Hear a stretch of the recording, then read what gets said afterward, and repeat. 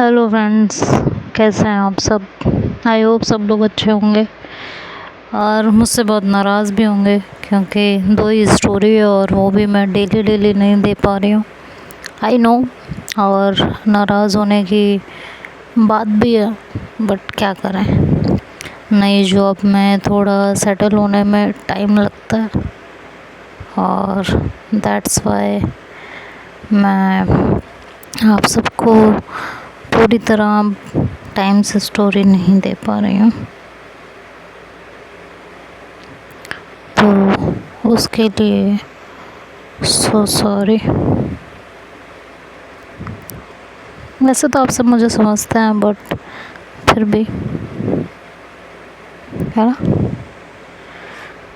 हाँ, तो चलिए अब स्टोरी की तरफ बढ़ते हैं। जैसा कि लास्ट पार्ट में आप सभी ने सुना कि शीतल नाश्ता करके घर से निकल गई थी ऑफिस के लिए, और स्टेशन पहुंचकर जैसे ही उसने श्री को देखा तो उसके चेहरे पर मुस्कान आ गई थी। बट मुस्कान भले ही आ गई थी, पर उसका मूड उसी वजह से ऑफ था। और ये बात श्री को समझते देर ना लगी। उसने उसे देखते ही ये अंदाज़ा लगा लिया था कि शीतल का मूड किसी न किसी वजह से ऑफ है। तो उसने पूछ ही लिया कि क्या हुआ तुम्हें। शीतल ने कहा कुछ नहीं। श्री ने कहा कुछ नहीं तो चेहरा उतरा हुआ क्यों है। शीतल ने कहा ऐसा तो कुछ नहीं है, रात में नींद नहीं आई शायद इसलिए लग रहा होगा। अच्छा, और नींद क्यों नहीं आई। थकावट में नींद तो अच्छी आती है ना। बस कुछ सोचने लगी थी और नींद खराब हो गई। क्या सोचने लगी थी। कुछ नहीं, बस आगे क्या होगा कैसे होगा यही सब। कुछ नहीं होगा, इतना मत सोचो। पहले पहले थोड़ी दिक्कत होगी, फिर धीरे धीरे मम्मी पापा के साथ रहते रहते सब ठीक होने लगेगा। थोड़ा सा एडजस्ट करना होगा बस। श्री की बात सुनकर शीतल कहकर चुप रह गई। वो सब कुछ बताकर श्री को भी परेशान नहीं करना चाहती थी, तो उसने चुप रहना ही बेहतर समझा और श्री ने जो समझा उसे वही समझने दिया। दिन एक एक करके बीत रहे थे। महीना पूरा होने में अभी भी 13 से 14 दिन थे और शीतल सोच रही थी कि महीना पूरा होने पर ही हॉस्टल का रूम छोड़ेगी। पर एक दिन उसकी मम्मी ने उसे कहा कि रूम छोड़कर अब घर आ जाओ, बहुत हो गया। तो मैं कब से कह रही हूँ, जब से आई हूँ तब से कह रही हूँ कि रूम छोड़ दो और घर आकर रहने लगो, लेकिन तुम सुन ही नहीं रही हो। मम्मी, रूम और मेस के पैसे वापस नहीं होंगे। तो उसके पापा ने कह दिया तो कोई बात नहीं, 8-10 दिन से कोई फ़र्क नहीं पड़ने वाला, कम से कम तुम घर में तो रहोगी। पापा, मैंने पहले भी बताया और आपको और आप भी, मैं भी तो कह रहा हूँ ना, अगर तुम पैसों के लिए सोच रहे हो तो 8-10 दिन के पैसों से कोई फ़र्क नहीं पड़ने वाला, तो घर आ जाओ अब। तो शीतल थोड़ी देर चुप रही और फिर बहाना बनाया कि पापा हॉस्टल रूम से सामान भी तो लाना होगा और ये संडे तो साफ़ सफाई में निकल गया और अगले संडे को पूजा है, तब भी नहीं हो सकेगा। अब तो उससे अगले संडे ही होगा ना, तो कैसे अभी शिफ्ट कर लूँगी। और बात सही भी थी। तो ये बात उसके मम्मी पापा ने जब सोची तो उन्हें शीतल की बात सही भी लगी, तो बात तो आई गई हो गई थी।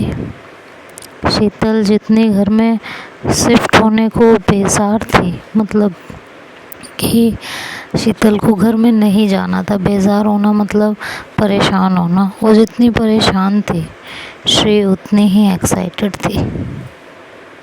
कई बार उसने शीतल से अपने कमरे के लिए सामान और बेड खरीदने की बात की थी उससे कई बार पूछ चुकी थी कि किस तरह का बेड लेना है, किस तरह का सामान लेना है, पर शीतल टाल जाती थी। पर शुक्रवार को रात को फ़ोन पर बात करते हुए श्री फिर से पूछ बैठी कि यार कौन सा बेड ले रही हो, कौन कौन सा सामान लेना है। तो शीतल झंझला कर बोली, नहीं लेना यार बेड, तुम्हारी सुई क्यों अटकी हुई है बेड लेने पर, पता नहीं तुम्हें क्या मिल जाएगा। शीतल इतनी बुरी तरह झुंझलाई थी कि श्री एकदम चुप हो गई थी, ना ही उसे कुछ बोलते बना था। वो सोचने लगी कि मैंने ऐसा भी क्या कह दिया कि शीतल को इतना गुस्सा आ गया है। ऐसी तो कोई बात मैंने नहीं कही थी जो ये इतनी गुस्से में आ चुकी है। इधर बेचारी शीतल भी क्या करती, उसके पास अचानक से इतनी सारी टेंशन आ गई थी जो उससे संभाले नहीं संभल रही थी। या देखा जाए तो बात सही भी थी। अब तक वो आज़ाद थी, अपने हिसाब से ज़िंदगी जी रही थी, और अब उसे अपनी आज़ादी खतरे में पड़ती दिखाई दे रही थी। दूसरा, उसे अपने बगैर और किसी का हस्तक्षेप अपनी ज़िंदगी में अच्छा नहीं लगता था। और तीसरी, उसे अपने और श्री के रिश्ते को लेकर भी काफ़ी टेंशन हो रही थी।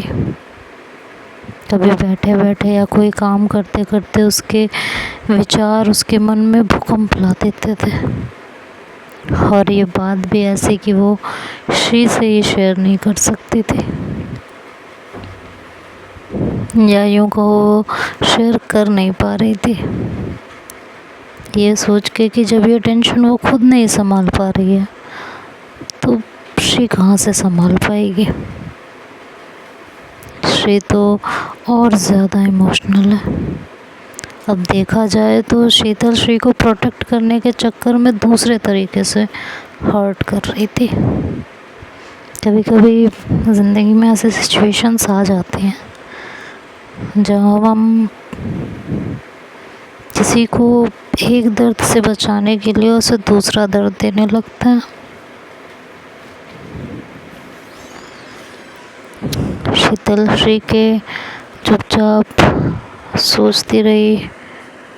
कुछ देर चुप होकर श्री फिर से बोली कि बेड नहीं खरीदोगी तो सोओगी कहाँ?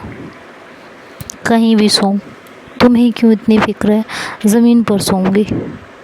शीतल फिर झल्ला कर बोली तो अब श्री से भी नहीं रहा गया। वो भी इरिटेट होकर बोली कि मुझे तुम्हारी फिक्र करने की क्या ज़रूरत है भला, और बहुत लोग हैं तुम्हारे पास, रखते हो फ़ोन। कहकर श्री ने फ़ोन कट कर दिया था। अब दोनों ही गुस्से में थे। अगली सुबह स्टेशन पर मिले तो श्री ने मायू को गुड मॉर्निंग विश की और शीतल को एक कोल्ड लुक दिया और नज़र फेर ली। शीतल ने भी श्री को देखा पर कुछ कहा नहीं। सब स्टेशन से बाहर निकले और श्री अपने ऑफिस की तरफ मुड़ गई। जब श्री ने बाय नहीं कहा तो शीतल को समझ आ गया था कि श्री इस पर बहुत गुस्से में है। और मायू ने पूछा कि तुम दोनों में फिर से लड़ाई हुई है क्या?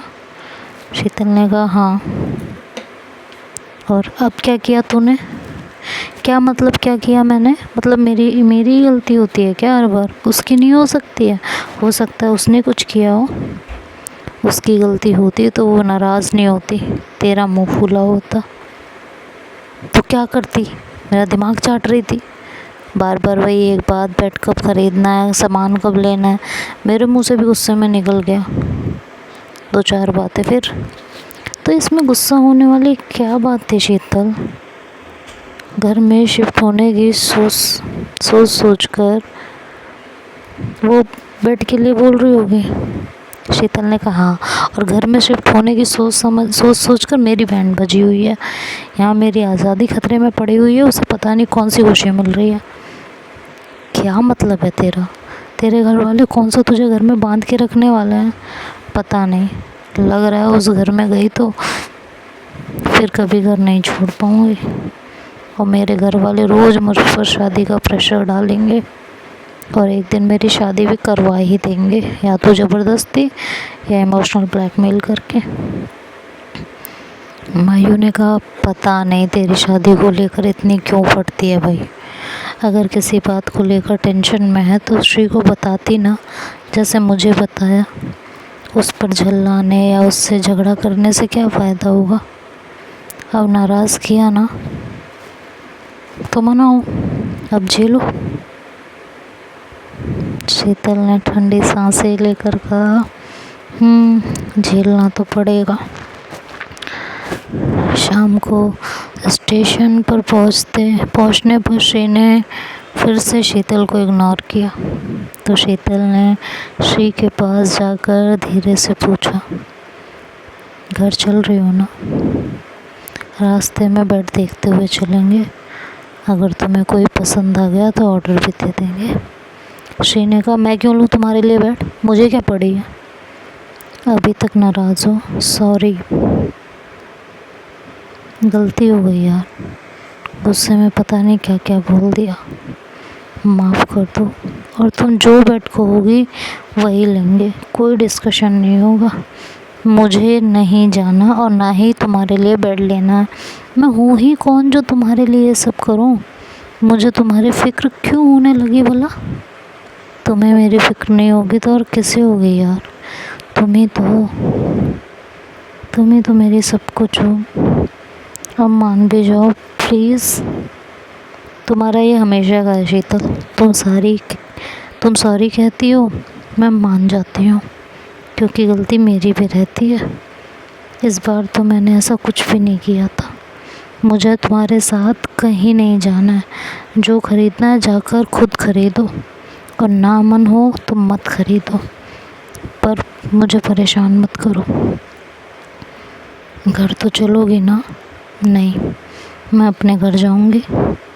नाराज़ मुझसे हो तो मुझसे नाराज़गी जताओ ना, तुम्हें मम्मी ने बड़े प्यार से बुलाया था, उनके लिए तो आ जाती। श्री ने शीतल की तरफ देखा, मतलब बहुत ही इंटेंस लुक दे के देखा, और शीतल श्री की तरफ देख रही थी। तो देखते हैं श्री अब इस बात का क्या जवाब देती है, ये तो नेक्स्ट पार्ट में सुनेंगे। तब तक के लिए बाय बाय, टेक केयर।